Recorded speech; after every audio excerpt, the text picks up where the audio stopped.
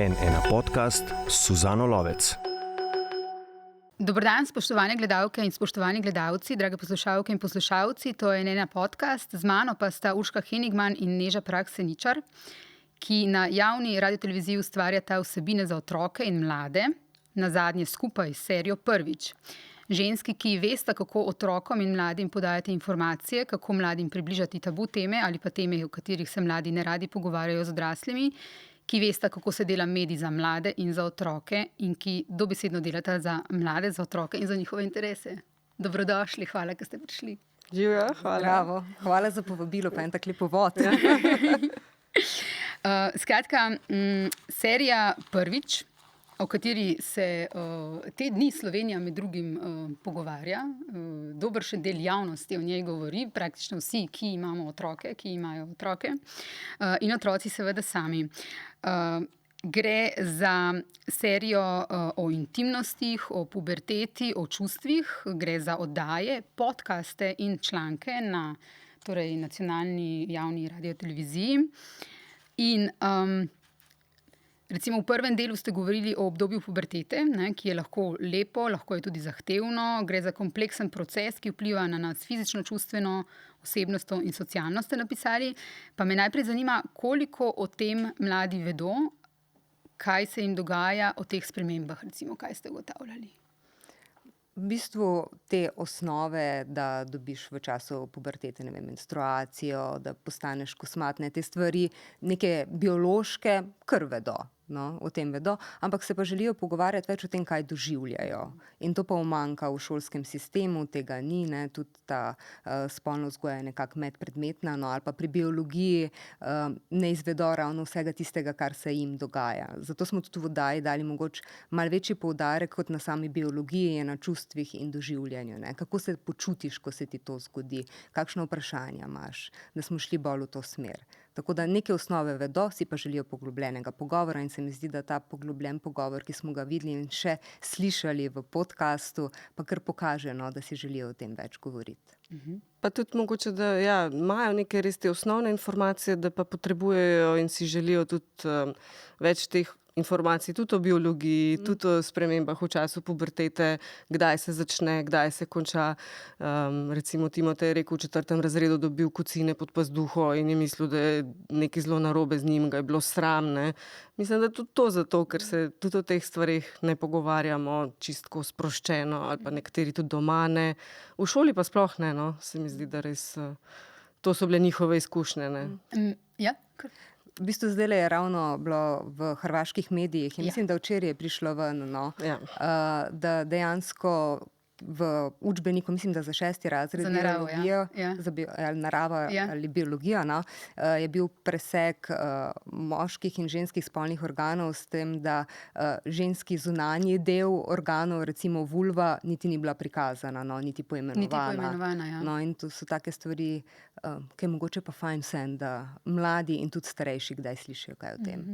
Ste se kdaj spraševali, kako je možno, da v bistvu v 21. stoletju recimo iz učbenikov izginjajo vulve in vagine? Kako je možno, da so celo v šoli, v bistvu v sosednji državi, neke teh stvari se ne poimenuje?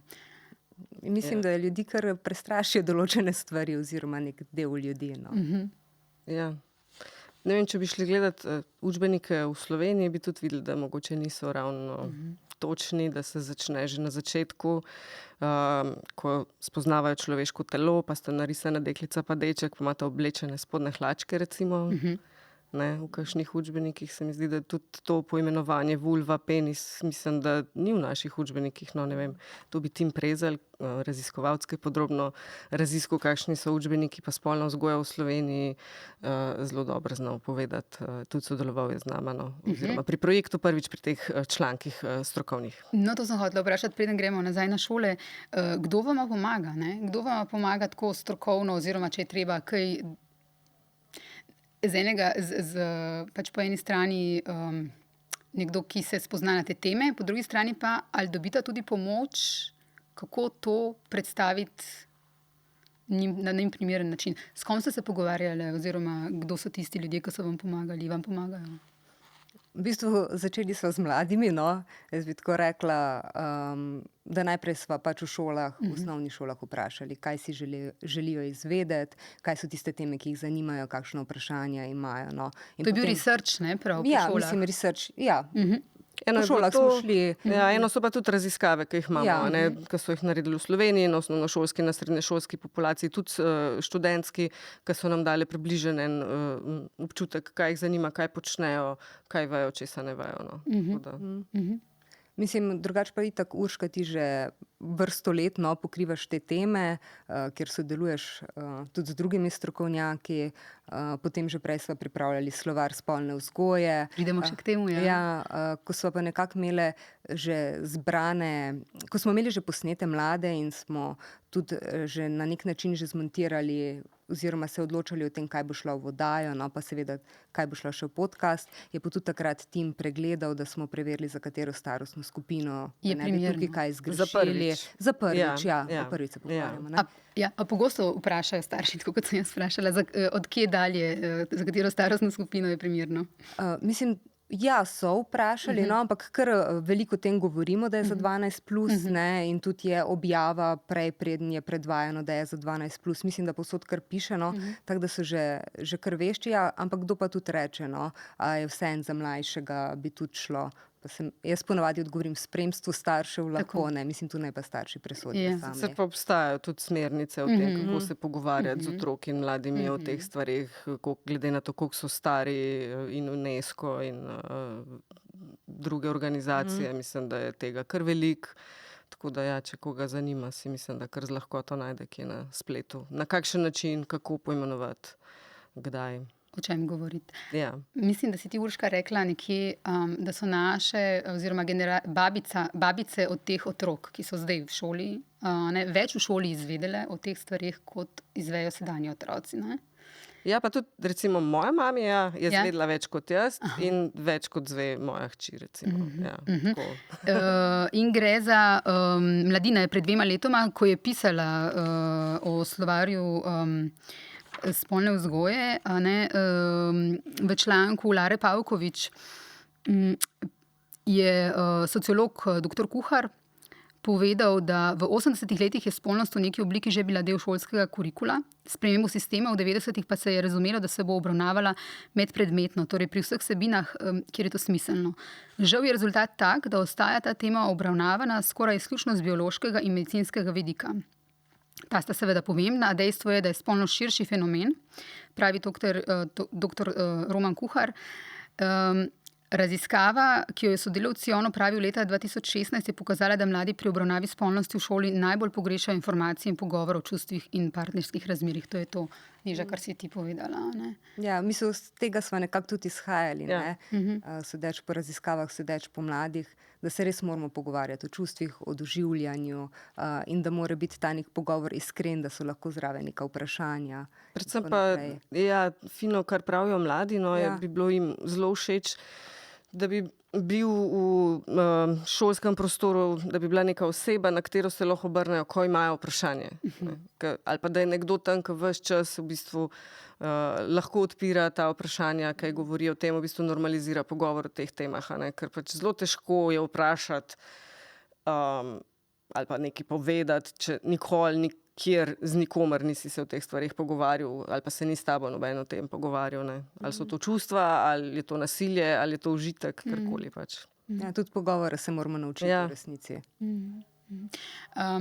V tej istem članku pravijo, da je raziskava še pokazala, da so ključni viri informacij o spolnosti za mlade, torej internet, mama in prijatelji. Mame odigrajo vlogo socializatorja, predvsem v odnosu do hčerk, fantje pa so pogosto prepuščeni informacijam spleta oziroma iz pornografije. In dr. Kuhar tukaj pravi, pornografija postaja pomemben socializator mladih, kar ima lahko negativne posledice, saj so pornografske podobe seksualnosti popačene. Pri mladih to povzroča nelagodje, imajo občutek, da morajo doseči standarde, kakršne prikazujejo ti pornografski filmi. Seveda ni rešitev v prepovedi pornografije, mladi so vedno in bodo vedno našli pot do nje, ampak raziskave kažejo, da rešitev niso niti abstinenčni programi in pripovedi, pač pa odkrit pogovor o spolnosti v prostoru, kjer se mladi počutijo varne. In to se mi zdi v bistvu, da ste vidve s temi oddajami ta prostor ustvarili. Imate tudi vidve ta občutek, oziroma a so odzivi od otrok, od najstnikov in od staršev takšni, da je v bistvu bil ustvarjen nek varen prostor, kjer se lahko pogovarjajo, kjer dobijo informacije in kjer so v bistvu slišani tudi kakšni njihovi strahovi, tako preko teh ljudi, ki govorijo. V bistvu zdaj za celo populacijo gledalcev in poslušalcev ne morem reči, ampak je bilo nekaj odzivov, ker so starši rekli, da so si pogledali bodi si z otroki, bodi si pač ločeno in so se potem pogovarjali. Kar se mi zdi kar en tak dober znak. No, to smo si želeli smo si odkrite pogovore, želeli smo si raznolike mlade in mislim, da se tudi v tej zastopanosti različnih izkušenj mladih in različnih vrednot marsikdo najde. Tudi različni starši se verjetno lahko najdejo v tem, no. Ne samo otroci. In se mi zdi, da na eni točki je verjetno, si želim, no, da bi lahko rekla, da je sprožilo nek pogovor. Tudi prav eno tema, ki še pride, je posvečena pornografiji, čeprav smo že prej slišali, ne, že v tej sprašujem, kjer smo govorili o spolni vzgoji, so že mladi sami izpostavili, da dejansko iz pornografije se ne smeš učiti spolnosti. No. Lenart, mislim, da je, ne? Nekje sem videla v enem članku. To je rekla Taja. To je Taja izpostavila v pogovoru z Lino in z Lučko. In so se potem o tem pogovarjale in tudi v oddaji o pornografiji bojo te tri imele še en tak daljši pogovor dejansko o tem, kdaj gledajo pornografijo, zakaj gledajo oziroma zakaj je ne. Jaz se spomnim, ko smo v moji prejšnji službi, ko smo enkrat imeli 24 ur fokus o spolnosti in mladih, in je ena ginekologinja razlagala, ne, tudi v kakšne stiske recimo mladi fantje lahko padejo, ker se dobesedno primerjajo in ne dosegajo standardov iz pornografskih filmov, ker jim v bistvu noben ni razložil, da je to fikcija. Ne. Ja, pa tudi punce, ne, tle smo tudi lahko slišali, oziroma smo že slišali, še bomo v prvi epizodi smo slišali, ne, kaj je Laura razlagala, da je imela prijateljce, ki so se zelo obremenjevali s tem, kako izgleda njihova vulva, je lepa ali ni lepa, ne, ker vemo, v pornografiji načeloma, ne, notranje ustnice na vulvi so manjše kot zunanje in to postavlja nek lepotni standard in pač vemo, da vulva se spreminja skozi vse življenje, a ne, ene so take, druge so drugačne. Raznolikost je lepa. Raznolikost je lepa, ampak ja, tako fantje kot punce, ker punce tudi zelo pogosto gledajo pornografijo, ne, ni zdaj, da sam fantje gledajo, mislim, da vseeno malo več kot punce, ampak tudi punce gledajo in tudi njim neke napačne predstave pornografija o spolnosti daje, predvsem o tem, izgled je eno, drugo je pa tudi mogoče ta mainstream pornografija, ki je zelo nasilna, normalizira nek ta nasilen odnos, da je nasilje seksi. Mi hočemo pač s temi oddajami povedati, da je soglasje seksi. Ne pa pač. Mi so pa tudi celo vedenje, no, v samem nekem spolnem aktu. Ne vem, tudi mladi so izpostavljeni v spolnosti, nisi na isti način glasen kot v pornografiji, ne obnašaš se na isti način.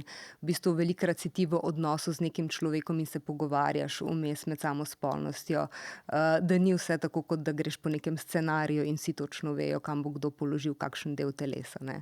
Tako da se mi zdi, da ti mladi, s katerimi smo se pogovarjali, so vedeli veliko, ampak raziskave safe.si pa kažejo, da mladi gledajo pornografijo oziroma naletijo na pornografijo vedno prej, ne, že zelo zgodaj v osnovni šoli, jim nekdo pokaže, niti ne vejo, zakaj gre. Niso opremljeni v bistvu s tem kontekstom, ne, v katerega je umeščena pornografija. Ampak to je to, kar živimo, se mi zdi, kot da družba smo v nekem prepričanju, da moramo otroke zaščititi, ampak jih ne zaščitimo s tem, da jim damo informacije, ampak jih ščitimo s tem, da jim vzamemo informacije, ne.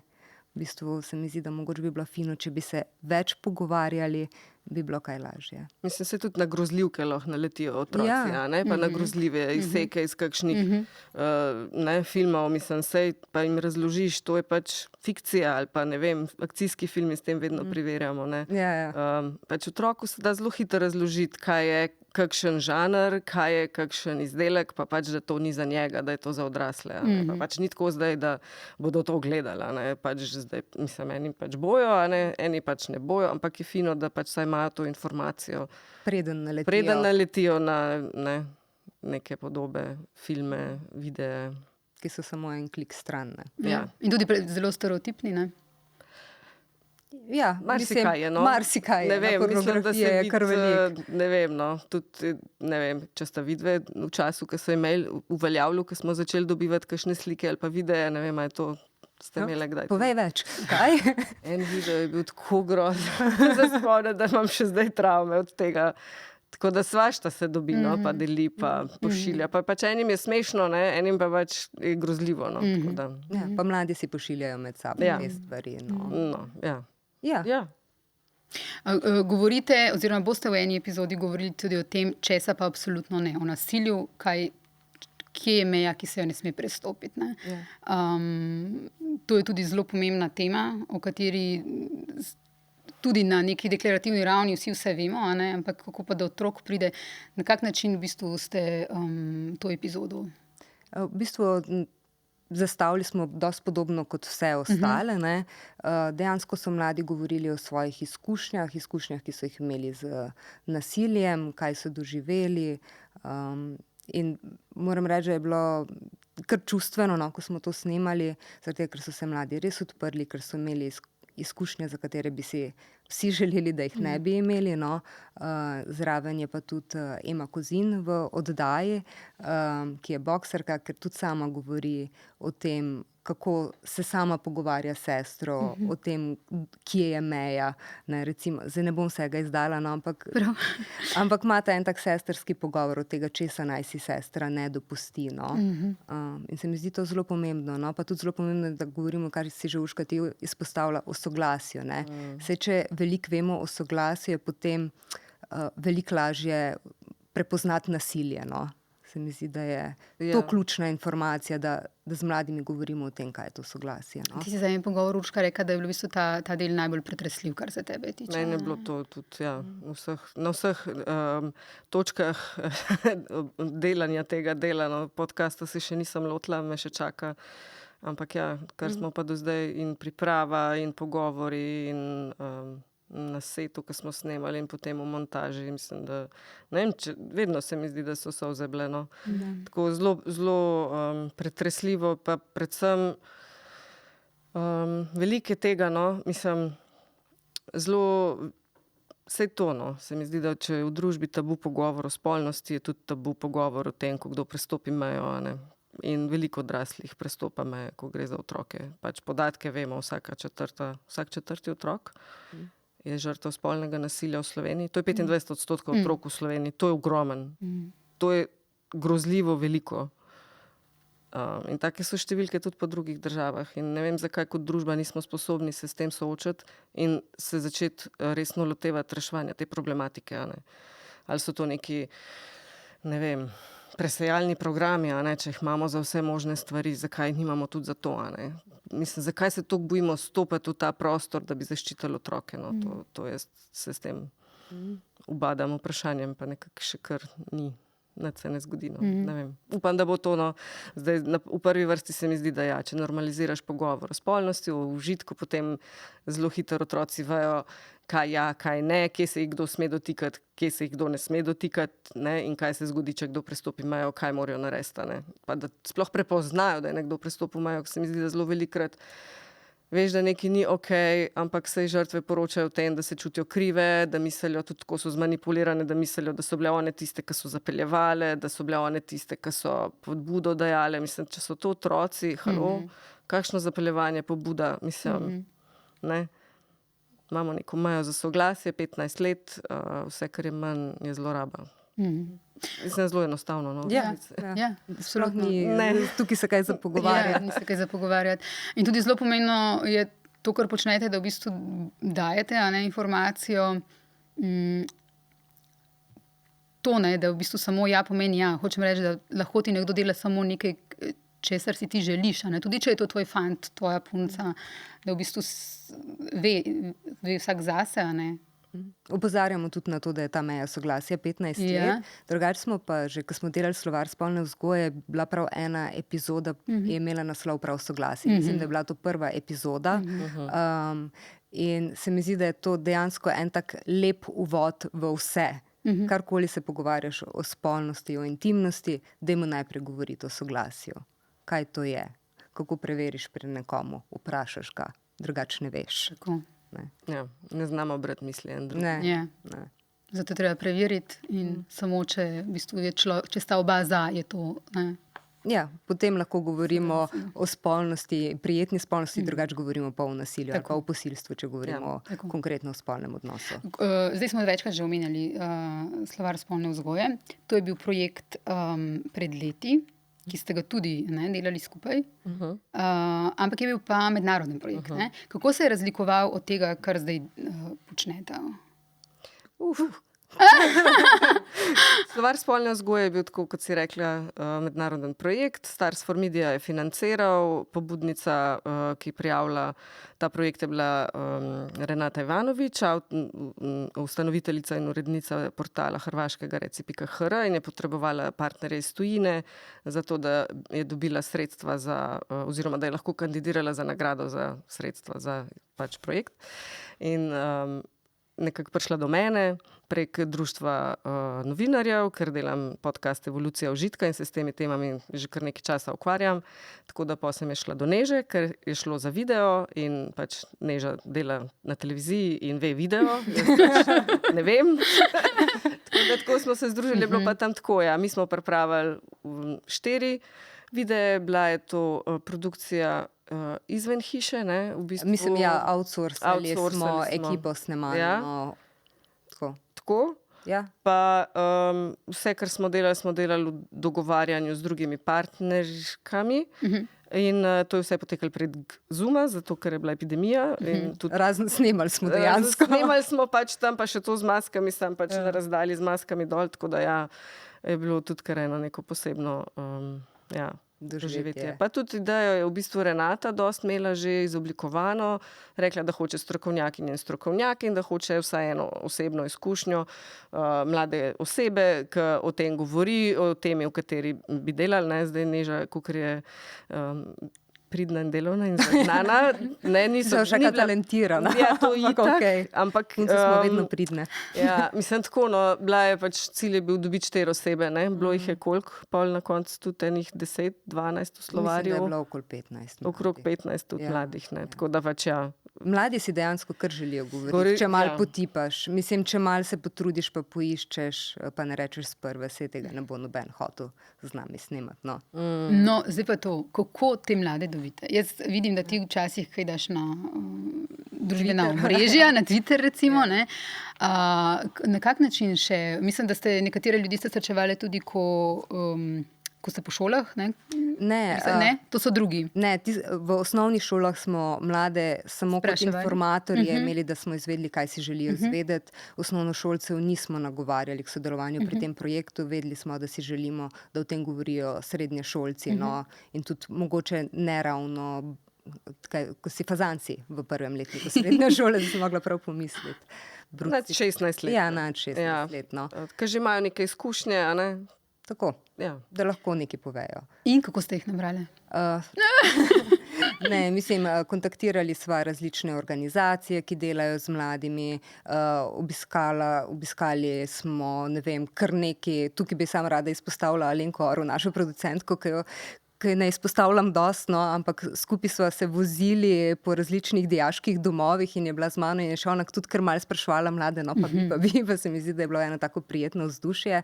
Tako da smo mladim po dijaških domovih predstavili, kontaktirali smo različne organizacije, ki delajo s spolnimi manjšinami, kjer se tudi združujejo mladi, pospraševali smo po svojih nekih socialnih mrežah, ki jih imamo, tudi z nekimi mladimi. Jaz že kar vrsto let delam z mladimi in zdaj tudi različne oddaje, različne formate in sem se tudi spomnila recimo na eno deklico, na Mijo, ki smo sodelovali, ki je bila še osnovnošolka, pa sem vedela, zdaj pa že v srednji šoli, pa je bila zelo zainteresirana za sodelovanje, tudi rekla, se imela zelo lepo, no. In na tak način pol najdeš, ne. Sej niso vsi, do katerih smo pristopili, rekli ampak sej s časoma pa gre, neki se jih je pa našlo. No. In tudi tisti, ki so nastopali recimo, ne, ko ste jih posneli, dobivate zdaj, verjetno so jim je všeč na kakšen način, kaj so prispevali s tem? Meni se zdi, da so kar ponosni na se. Mislim, jaz sem tudi zelo ponosna na njih. Tako, res že odkar smo snemali, mislim, meni je bilo kar, mislim, res so super artikulirani, iskreni, radovedni, sproščeni, spoštljivi, še kakšen so. Ja, veliko jih je bilo, ja. Ja, ne, res neverjetni. Želim si, da bi doživeli same lepe odzive na to. Najbrž ne bo čisto od slehernika samo lepi odzivi, no. Znaj se zgodi tudi kakšni malo slabši, ampak tudi o tem se pogovarjamo. Upam, da se bojo obrnili na nas, če bo karkoli slabega. No. Zelo nam je bilo pomembno, da se imajo v redu na snemanju, da je to za njih prijetna izkušnja, da povejo, kar želijo povedati, da nimajo občutka, da jih kdo sili, in tudi dejansko jih nihče ni silil. Oni so že preden so sodelovali, spolnili nek vprašalnik, ki so povedali, na katere teme bi radi govorili in pač svoje izkušnje delili z drugimi mladimi. Tako da to nam je bilo zelo pomembno. No. Da tudi če se zgodi, ko včasih kakšna tema, sploh ko smo snemali nasilje, smo bili zelo pripravljeni, da mogoče pa bo naporno, hudo, da bo pogovor o tem sprožil kakšne trigger za kakšno travmo ali pa kaj, tako da smo imeli tudi na stand-byu psihologinje za vsak slučaj, če se kaj takega pripeti, da smo jim tam na voljo, da pač saj vemo, to so vseeno tudi teme, ki so zelo težke in jih ne smemo jemati zlahka.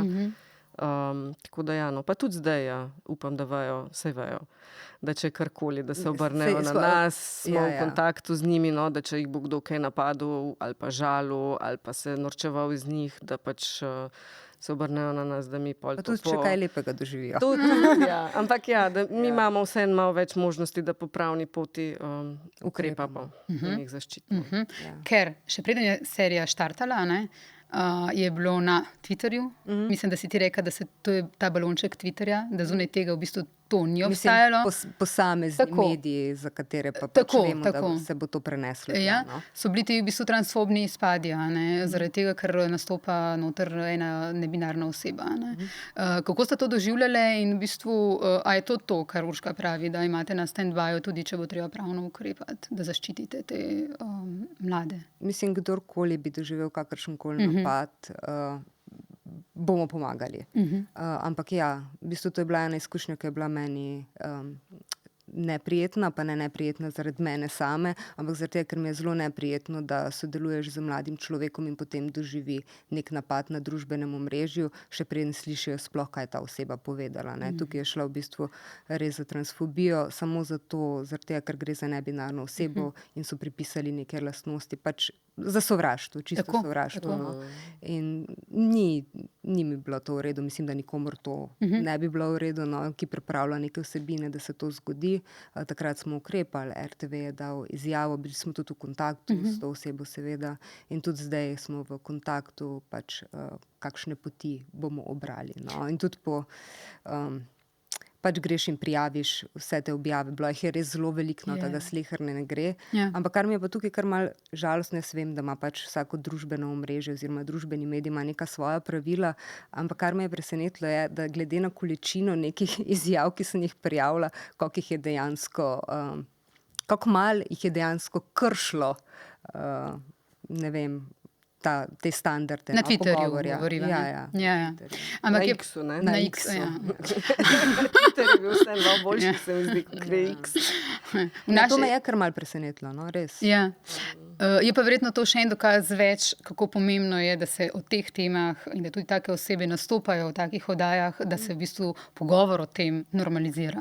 Ja, sigurno. Pa mislim, ker imajo tudi druge osebe, ki se čutijo enako ali pa identificirajo enako pravico, da so zastopane. No. Absolutno. Mislim, da vidijo nekoga.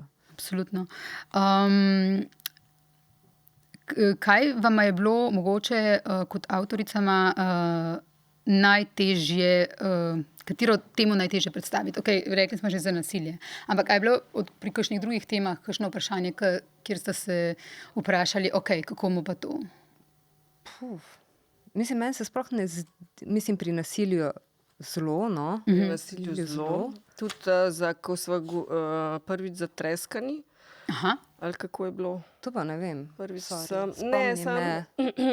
Eno temo smo mislili, spolno in seksualno identiteto smo mislili predstavitev oziroma pogovor o teh temah dati v eno oddajo, pa so se potem mladi tako razgovorili, da so se potem odločili, da bosta to 2 oddaji, ena pretežno o spolni identiteti in druga pretežno o seksualni identiteti oziroma spolni usmerjenosti, pa vmes še pol sem pa tja spolni izraz in tako, no. Tako da poskušamo na pač razumljiv način pojasniti te teme, ampak se mladi tako dobro artikulirajo te stvari, da je to neverjetno. Mislim, jaz sem bila samo tam, ko so sedeli, poslušali, kako se pogovarjajo, ker koncept oddaje za tistega, ki ne ve, mogoče je tak, da se v bistvu mladi med sabo pogovarjajo, sedijo za mizo, vrtijo steklenico resnice in vlečejo listke z vprašanji, ki so jih prispevali osnovnošolke in osnovnošolci, pa tudi nekatere smo tudi mi dodali. In se potem med sabo pogovarjajo in pač zelo so se razgovorili na te teme. Veliko njih razmišljajo, veliko njih se pogovarjajo, ker mislim, da če se o teh stvarih ne pogovarjaš, se potem tudi ne znaš na tak način izražati, kot so se oni izrazili. Tako da že tudi to pove, da je to nekaj, o čemer pač razmišljajo kar. Mislim, se je že začelo že s tem, ne, Lina, rada sem ženska, pa ne maram biti ženska, ne, ko dejansko pač razmišljajo o sebi, ker pač družba, jaz sem hotela skrivnost ohraniti, ampak okej. Ne, in tudi postavljali so en drugemu vprašanja in si tudi kontrirali včasih, ne, jaz pa mislim tako, jaz pa razumem tako, se mi zdi, da se en tak res dober pogovor med njimi vzpostavil, no. Vključeni so pa tudi recimo zvezdniki ali pa igralci ali pa neke javne osebnosti, mlajše. Tukaj recimo Domen Valič, Melanie Mekicar, Leopold I, Tina Vrbnjak, Jurij Zrnec. Sta jih namenoma vključili, zakaj? Mislim, da je vedno veliko lažje, če o neki temi, kjer je družbi nerodno govoriti, spregovori tudi znana oseba, sploh če spregovori tudi znana oseba, ki je mladim blizu. Ne, takrat se mi zdi, potem rečemo, ne vem, sej Jurij pa tudi govori o tem, pa je pa okej, ne vem. Ali pa sej Ema Kozin, boksarka, tudi govori o nasilju, pa je pa v redu, da se o tem pogovarjamo, ne. Se mi zdi, da je bil to en moment, pa tudi fajn je slišati včasih kakšno zgodbico, kakšne znane osebe, kaj se mi je pa konkretno zgodilo, no. Se mi zdi, da na to smo nekako ciljali. Ja, pa mogoče tudi ena ta prepoznavnost, ki jo imajo znane osebe, da v bistvu pritegnejo k ogledu še dodatno, no. Koliko časa nastaja recimo ena taka serija? Vi ste jih kar posneli, v bistvu kar v kosu, ne? Ne, mi smo snemali, ko smo enkrat pač našli te mlade sogovornike, ki so si želeli z nami sodelovati. Smo potem snemali avgusta, snemali smo od 9. avgusta, se mi zdi. Ne, 7. smo bili v Kopru. Ne, potem smo bili pa 7. v Ljubljani. 7., 11. 11.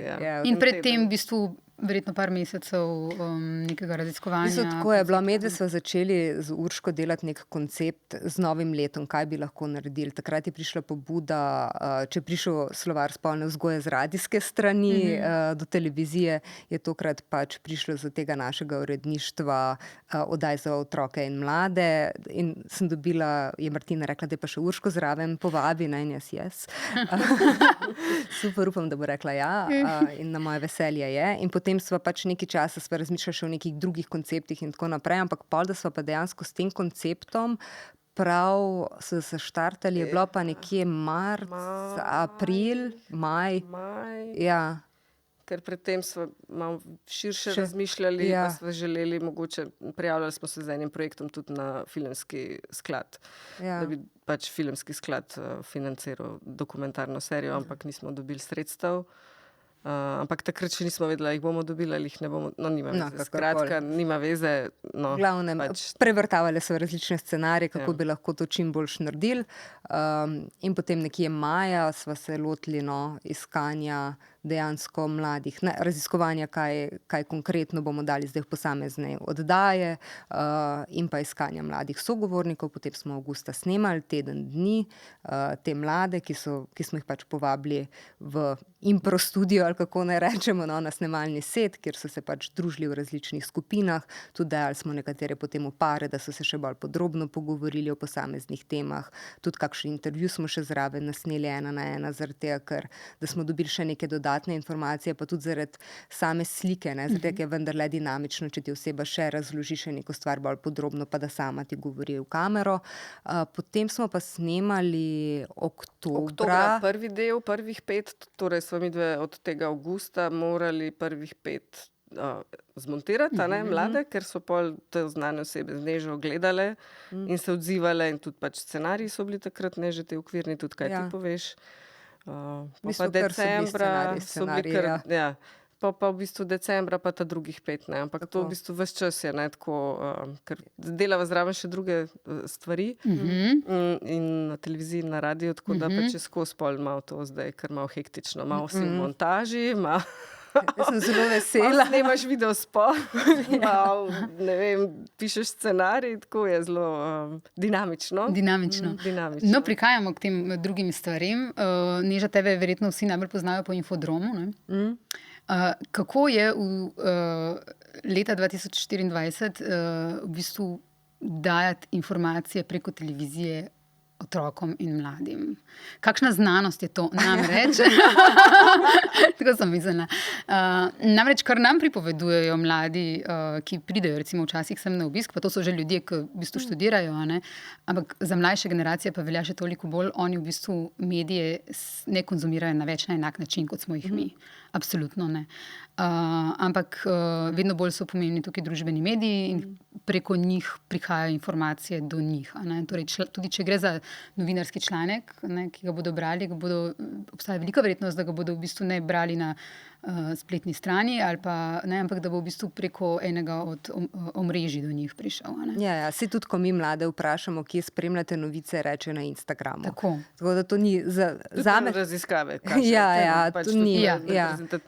In mislim, tega se mi zelo dobro zavedamo, da se to dogaja, zato tudi vsebine, ki jih pripravljamo, seveda, zdaj bom rekla, zapakiramo, no, kot Infodrom v oddajo, ne, na tem zelo dobro bdi Tina Antončič, super urednica, ampak potem pa imamo še tukaj segment družbenih omrežij oziroma družbenih medijev, to pa dela Mateja Leban, tudi krasna kolegica, in imamo tako TikTok, kamor dajemo vsebine, Instagram, YouTube. Zdaj pa naša ideja ni, da morajo mladi na te platforme iti, ampak naša ideja je nekako, da če so mladi na teh platformah, naj bo vsaj nekje nek prostor, kjer dobijo informacije, ki bi lahko bile za njih zanimive, ali pa mi presodimo, da bi bilo fino, da bi jih imeli. No, in zato smo pač prisotni tudi na teh omrežjih. Na teh omrežjih moram reči, da kar veliko mladih očitno poišče informacije, tudi na teh platformah čist hudo, ne. Tu smo dejansko tudi z radijem povezani, ne, ker tudi radio ustvarja za mlade, tako da recimo TikTok imamo mi kar skupen, ne, da čim več delamo, čim bolj skupaj. To je vse za nekje za osnovnošolce, no, nekako ali pa do 1., 2. letnik srednje šole. Tako da zelo delamo na tem in tudi mi, ko delaš prispevek, ne razmišljaš, zdaj jaz delam televizijo, ampak mi razmišljamo, kaj je tisto, kar mlade zanima in kako povedati tako, da jim bo zanimivo, ne da pri tem izgubiš pomembne informacije. No, in zdaj, ne vem, zdaj, če sem kar mogoče malo plastična, ful veliko je tako prvič, drugič, tretjič, ne, ko naštevaš neke stvari, ne, to je mladim zelo blizu. Ne vem, pa še neke druge stvari popaziš, da so narejene čim bolj na tak način, da bojo zapazili oziroma da bojo odnesli nekaj od teh informacij. Je pa tudi še ena druga stvar, ne, pri Infodromu veliko stvari imamo nekih razlagalnih, kjer pojasnjujemo, ne vem, neka zgodovinska dejstva, ali pa neke aktualne stvari, vse.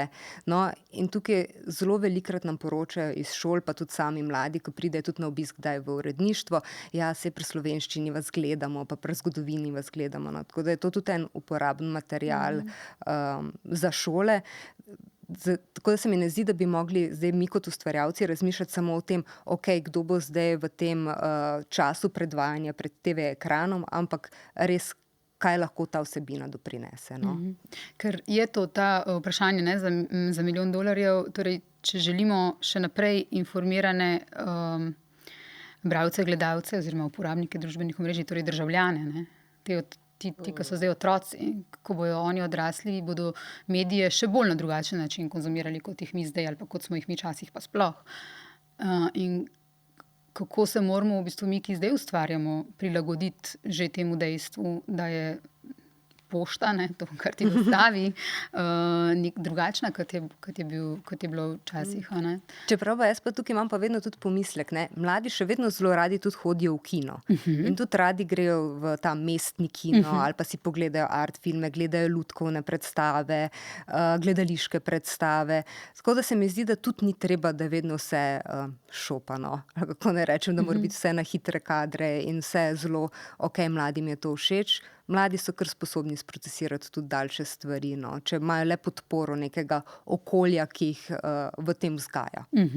Pa poskrbeti moramo tudi za to, da bodo digitalne platforme varne za mlade. To na ravni Evropske unije se kar dosti dogaja, imamo akt o digitalnih storitvah, kar v redu ščiti mlade, ampak mislim, da se morajo tle odločevalke in odločevalci res potruditi in zahtevati od spletnih gigantov, da ne samo za mlade, ampak za vse nas ustvarjajo neko okolje, ki nam bo ki nam ne bo škodilo, no, kot na tej točki, kjer smo zdaj, je zelo veliko dezinformacij, propagande, zapiranje v mehurčke, saj vemo, ne, tako da to so stvari, ki so škodljive za celotno družbo, saj na mladih svetstvu jih vzgajamo, ampak ves ta čas smo tudi mi tisti, ki to uporabljamo, ne, in trenutno so tudi zdravniki, ki gledajo veliko na telefon, pa jim to jemlje krati pozornost, so to tudi pravnice, pravniki, so to tudi odvetnice, odvetniki, so to tudi političarke, politiki, vsi so vsako enemu svojemu histeričnemu mehurčku in to sigurno vpliva na to, kako družba funkcionira. Seveda. Ker algoritmi so pa narejeni tako, da v bistvu okrepijo te razlike. No, vse vemo. S tem se hranijo. Fajn se ukvarjati z mladimi, pa poskrbeti, da bo varno okolje za njih, ampak dajmo se potruditi, da bo tudi za nas. Urška, ti pa med drugim pripravljaš že omenjen na nacionalnem radiju podcast Evolucija užitka, si njegova avtorica. Tam za odrasle, bi rekla, odpiraš pomembne teme o seksu, recimo. Kako slabo pa so odrasli poučeni recimo o svoji spolnosti, oziroma tam se recimo govori vse, od zakrčenih mišicah medeničnega dna do vazektomije, tema varanja, napačne informacije o kontracepciji, vse.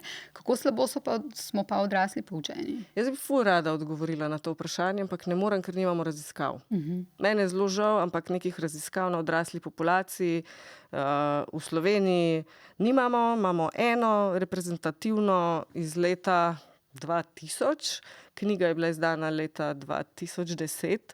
Vem, da so takrat tudi bili zbrani podatki, ki so raziskavo ponovili.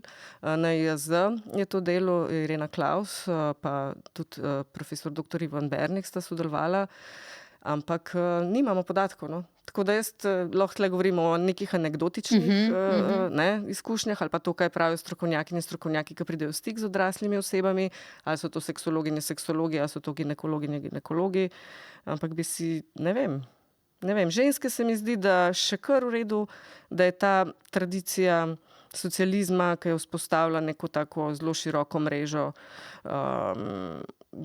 dispanzerjev za žene, se je takrat rekla, skratka ginekoloških ordinacij, da to je bil tudi en tak super stvar, da so se ženske tam poučile o svojem telesu, o svojem zdravju. Bil inštitut za načrtovanje družine, kjer so učili ne samo, kakšni so pravi odnosi, oziroma kakšni so dobri odnosi med moškim in žensko, tudi kako se načrtuje družino, kdaj se odloča za otroke. Skratka, ta tradicija tega, zapuščina tega v bistvu se prenaša iz mam na hčerke, tako da na nekih teh javnozdravstvenih vse vemo, da gremo lahko ginekologin in ginekologu, da imamo pravico do kontracepcije, ki je brezplačna oziroma je vključena v obvezno zdravstveno zavarovanje. Ne vem pa nek čistko, koliko odrasli. Jaz mislim, da te teme, ki jih jaz odpiram, ne vem, so zanimive. Mislim, če je meni zanimiv, se mi zdi, da izhajam iz sebe, ker delam to oddajo. Pa tudi srečo imam, da v bistvu lahko pridem do teh strokovnjakinj in strokovnjakov. Zdaj sem se udeležila 2 kongresa Evropskega združenja za spolno medicino, en je bil v Ljubljani, en je bil v Rotterdamu lani. Pa tudi sicer se mi zdi, da ljudje v Sloveniji, ki se s tem ukvarjajo, zelo z veseljem rečejo in privolijo v pogovor, ki ga potem uporabljam za različne oddaje, tudi za Evolucijo užitka. Tako da ja, pač izhajam iz tega, kar je meni zanimivo, kaj je meni novo, česa jaz nisem vedela in pač se mi zdi, da pač glede na to, da se že toliko časa s temi stvarmi ukvarjam, da če jaz nisem vedela, pa sigurno večina tega ne ve in je to nujno potrebno zdaj povedati. Tako da ja, no, ne vem, jaz tudi to, kakšen je klitoris, ne, ker zdaj vsi vemo, da je v obliki ledene gore, da ga je večina pač pod površjem in kakšen je model klitorisa in to. Pač to sem jaz vedela, ker sem bila že odrasla, ker sem že imela otroke, jaz to pač nisem prej vedela, kakšen je.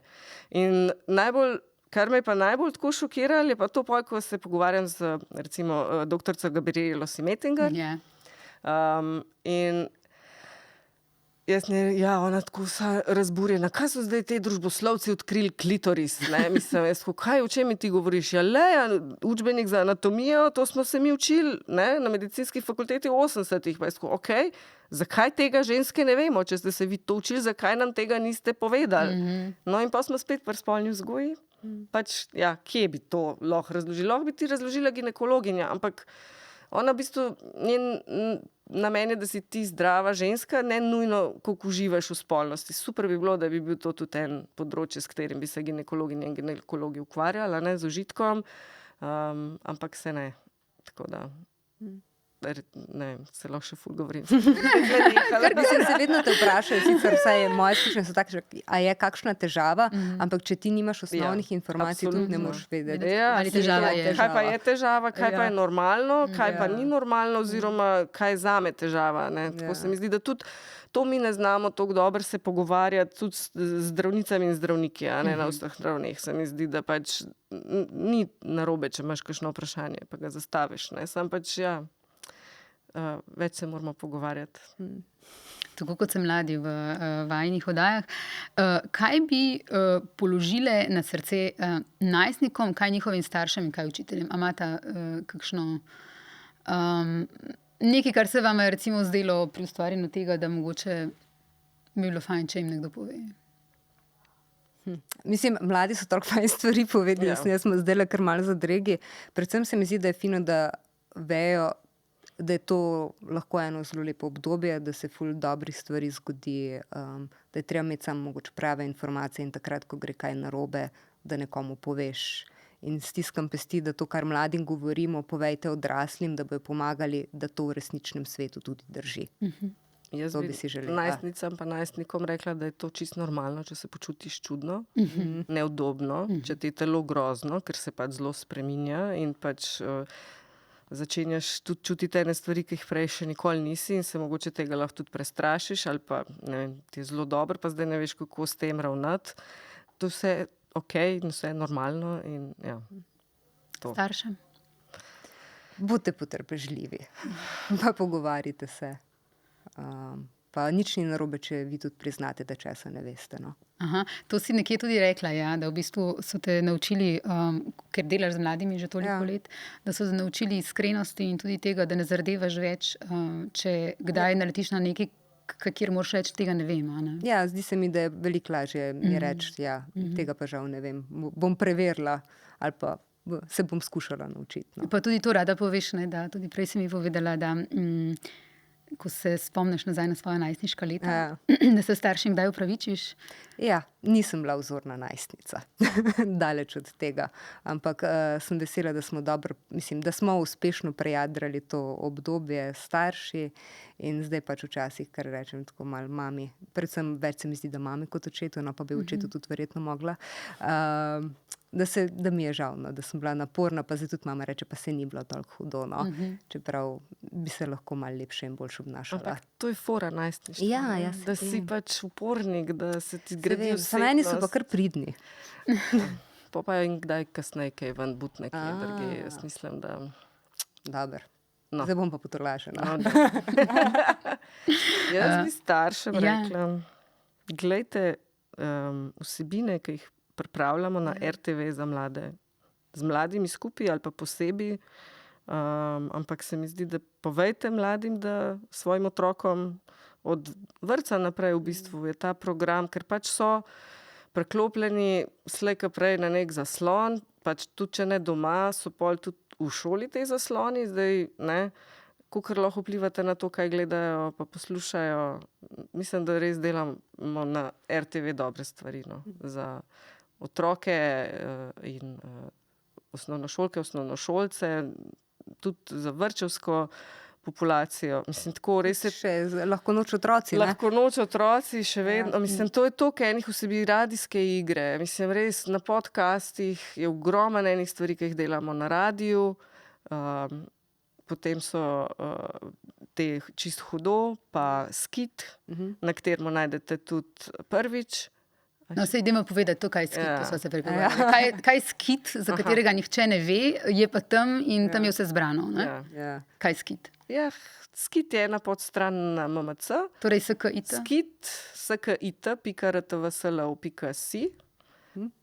In tam je tudi zavihek Prvič, kjer najdete vse v povezavi s projektom Prvič, sicer pa najdete vsebine radijske, televizijske, MMC, skratka cel RTV z regionalnimi centri vred, ki so namenjene najstnicam in najstnikom. Ja, starejšim od 15 let. Tako. Tako, in tam je res veliko vsebin in res se vse najde. No. In je fino, če mogoče malo poklikajo. Pa še ena specifika Skita je, kar se mi zdi, da v tem času, ko ljudje prehitro stisnemo prste po tipkovnici, je zelo lepo, ne komentira se. Odlično. Nima Wow. nobenih komentarjev, nobena Ja. stvar. Tako da v bistvu si tam v tišini sam s sabo in zbiraš in gledaš in to je to in ne rabiš, da je nekih drugih glasov, kar zna biti mogoče tudi malo težko. Mogoče pa je osvobojajoče. No. Ja.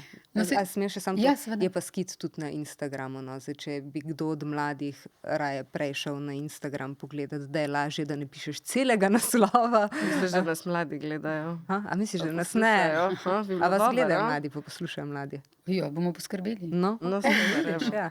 No, pa tudi na igr lahko pa se Ja. najde. Ne, se to, za kar v bistvu vaju gostim, ne, vse to, kar ste zdaj povedali, to je ena od nalog javne radiotelevizije, ne, medija, ki je absolutno v javnem interesu in ki ga, mislim, to je treba priznati, javna RTV ves čas odlično opravlja. Ne. To, kar se počne za mlade, za otroke, izobraževanje, vse to, kar smo danes govorili. Zato vaju tudi danes gostim, ne, ker je pomembno, da v bistvu ljudje to vejo, da so tam neke vsebine, ki so vredne in ne vredne omejitve, ampak vredne tudi tega, da jih ljudje najdejo in uporabljajo. Res lepo slišati. To bi še vprašala, katere metode uporabljate, da pa ostajate v stiku z mladimi? Zdaj glasba, mislim, da si nekje rekla, da je pomemben vir te povezave, ne? Ampak verjetno nista ves čas, naj ti si rekla, da nisi recimo na družbenih omrežjih. Nimam nobenega družbenega medija, ne uporabljam. Kako ostajata, kako naj temu rečem, v stiku?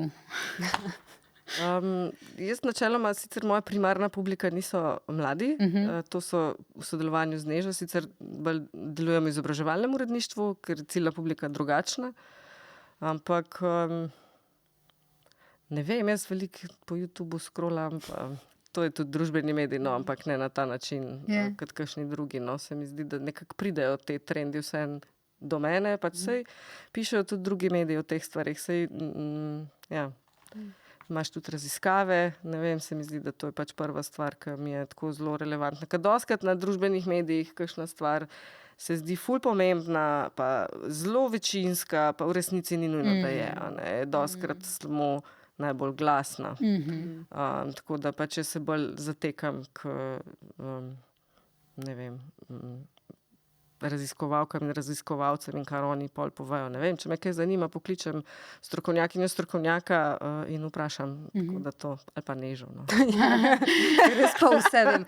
Ne, ampak Za ta stik sem bolj mislila z mladimi, ne? Ja, mislim, jaz s kolegicami pripravljamo oddajo Infodrom in mi smo na terenu vsak teden, smo v nekem razredu osnovnošolskem ali pri neki dejavnosti zraven in vedno, čeprav so vedno termini snemanja postajajo krajši in krajši iz leta v leto. Vedno najdeš nek čas, da se z mladimi pogovarjaš. Mladi pridejo v uredništvo naše in tam jih vedno zaslišujemo. Potem Infodrom seveda ni edina oddaja, ki jo pripravljam oziroma sem jo pripravljala tekom let. No, sem še tudi eno drugo oddajo za mlade, Osvežilno fronto, in tam smo tudi vedno gostili mlade in mladi so bili vedno naši informatorji. In jaz kar rada grem na koncerte, tam srečaš tudi mlade in potem tudi, ker vidiš ta generacijski prepad naenkrat, kam ti spadaš, kje so mladi, no. Imam tudi to srečo, da kar nekaj mladih poznam ali pa smo se prek različnih nekih dejavnosti, aktivnosti, so se naše poti presekale in tudi vidiš, kako odraščajo, kaj oni objavljajo na družbenih omrežjih, kaj jim je blizu. Jaz za razliko od Urške imam družbena omrežja, si bi tudi mogoče včasih želela, da bi se malo izklopila, no. Ampak za zdaj te discipline še nisem našla. Ali pa še nisem te odločitve sprejela, no. In tam tudi marsikaj vidimo, ampak res to, kar si izpostavlja, ne, da ta mehurček ni vedno realnost, ne. Tudi mladi so si zelo raznoliki med sabo. Nekatere zelo zanima glasba, nekaterim je všeč narodozabavna glasba, nekaterim je všeč Nirvana, ne, ampak pač nekatere zanima, ne vem, ježa. Vsak ima neke svoje interese in zato se res trudimo čim več mladih tako malo potipati, kaj je tisto, kaj jim je všeč, katere serije jim dogajajo, katero glasbo poslušajo. Predvsem pa se mi zdi, da so tudi kljub temu, da se čas spreminja, so ene stvari relativno univerzalne, ne, če že gremo pri tej puberteti, tudi mi smo se čudno počutili takrat, ko smo bili v puberteti, ne, tako kot se zdaj mladi čudno počutijo, no. Tudi mi smo bili prvič zaljubljeni, tudi moja stara mama je bila enkrat prvič zaljubljena, ne. In tudi z njo se lahko pogovarjamo o tem, ne. To so ene stvari, ki pač grejo iz generacije v generacijo in se mi zdi, da so pač vedno zanimive, ker so človeške. Si pa ti pripravljala, mislim, veliko delo ste opravili na televiziji in radiju, tudi v času korone, na kak način ste obveščali otroke v bistvu o tem, kar se dogaja. Prej si malo opisovala. Je bil nek specifičen čas, a ne? Tudi za otroke, ki so doma bili v bistvu ločeni od svojih razredov, mesece in mesece nekateri, a ne? In je bil specifičen čas tudi, kje so oni dobivali informacije o tem, kaj se dogaja, ne? Ja, takrat smo pripravljali Izodrom.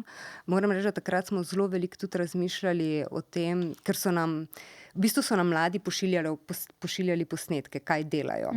In zelo veliko smo se v uredništvu s Tino in Matejo pogovarjali o tem, ne, ti dobiš posnetek od otroka, ki ima telefon, ki ima starše, ki mu malo pomagajo pri tem, ki ima spodbudo, da to naredi, ki ima dosti dober internet, da ti lahko pošlje, ne. Zdaj mogoče se zdi komu čudno, ne, ampak v Sloveniji imamo veliko črnih lukenj, kjer tega ni pokritosti, ne. Druga stvar je pa, varni so bili doma, ne.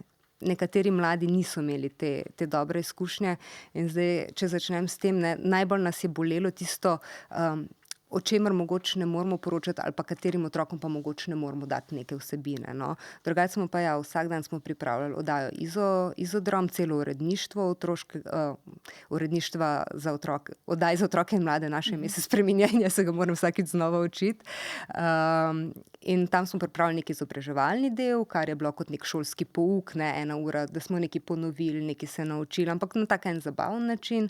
Imeli smo pa tudi en informativni Infodromov del, kjer smo pa pripravili novice, vse, kar se je pač dogajalo s samim koronavirusom oziroma kaj so povedale raziskave, smo se trudili prevesti v jezik.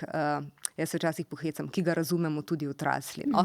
Zaradi tega, ker se pač vedno, kar rečemo, bolj preprosto za otroke, v resnici pa tudi odraslim fajn, če je nekdo nekaj razloži tako, kot da razumeš. Sploh, če mora biti razloženo v minuti 30, v 2 minutah, je težje kot napisati, zelo kompleksno, no. Je v bistvu težje napisati nekaj pa razložiti otroku, vsebi težke stvari na kratko in na otroški način, kot pa napisati članek za odraslega, ne? Ker v bistvu moraš zelo jasno, ti mora biti vse, od začetka do konca, če hočeš otroku povedati, no. In se tudi v bistvu neke stvari, ko jih otroku razlagaš, ali pa najstniku, v bistvu tudi tebi postanejo jasno, ker ko te otrok vpraša, taka je moja izkušnja, moraš res sam pri sebi razmisliti, kaj o tem misliš in kaj o tem veš.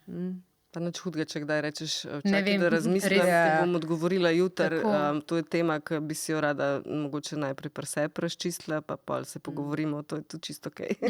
Ne, čeprav tukaj bi pa jaz še rada eno stvar izpostavila. Mislim, ja, vedno, ko neke stvari razlagaš, sploh takšne, ki so zelo kompleksne, in recimo, da se pač potrudiš in raziščeš, da boš res vse prav povedal, je meni vedno tudi zelo fino, zaradi tega, ker se mi zdi, da je tudi ta neka znanstvena skupnost Slovenije postala že toliko odprta, da lahko res pokličeš vrhunskega strokovnjaka in mu rečeš, tole sem, ali pa strokovnjakinjo seveda, tole imam razlago za 12-letnika, 12-letnico, a lahko prosim pogledate, pa preverite, da se slučajno ne bi v tej poenostavljanju kaj Zgodila zlagala napaka. ali pa zgodila napaka, no, kakorkoli to imenujemo, no, in ne vem, če sem kdaj doživela kakšno zavrnitev, sploh pa v tem korona času. Mogoče kdaj kdo spregledal ali pa ni bil dosegljiv, ampak načeloma so pa zelo odzivni in to se mi zdi tudi ena taka zelo pomembna stvar, zaradi tega, ker namen znanosti je tudi, da vsi nekaj izvemo več, ne samo raziskovalci. Tako da to mi je kar lepo, se mi zdi.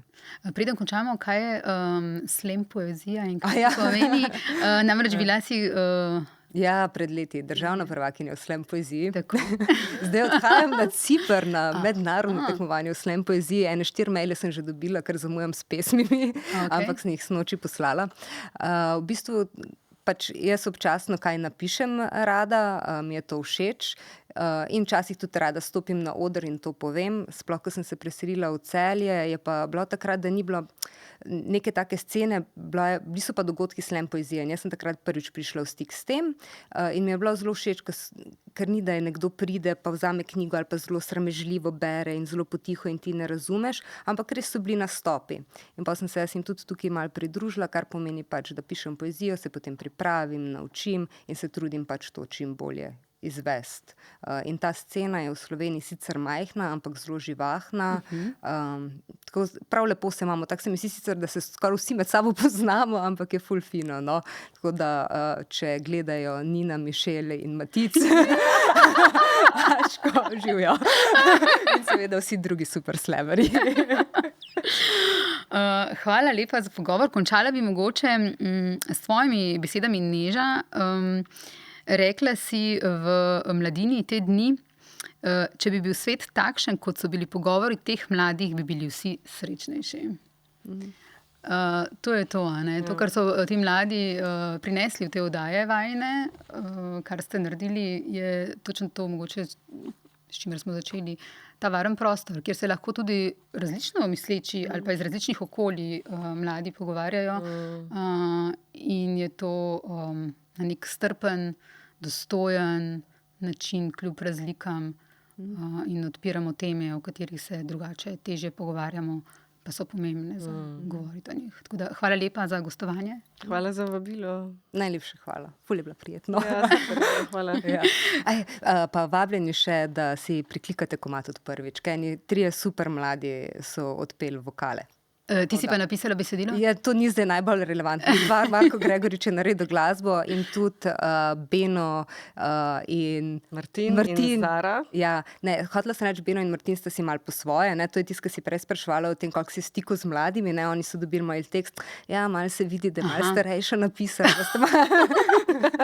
pa sta malo popravila, pa je kar imelo bolj mladostniški vibe, za kar vsi smo jima zelo hvaležni in tudi Zara Kregar je z njimi potem odpela, fanta sta odrepala, Zara je odpela zelo lepo pojeno. Tako da, če si na kakem tem pretočnem omrežju, si lahko prisluhnete komadu prvič, no. Ok, hvala še enkrat. Še spodbo. Ja, bo. Po vsako sredo pred podcastom prvič ob 8 na prvem programu Radia Slovenija ga lahko slišite v etru prvega programa Radia Slovenija. A še imamo kakšne BP? Hvala še enkrat in hvala tudi vsem gledalkam in gledalcem, poslušalcem in poslušalkam. Naslednji teden se spet vidimo.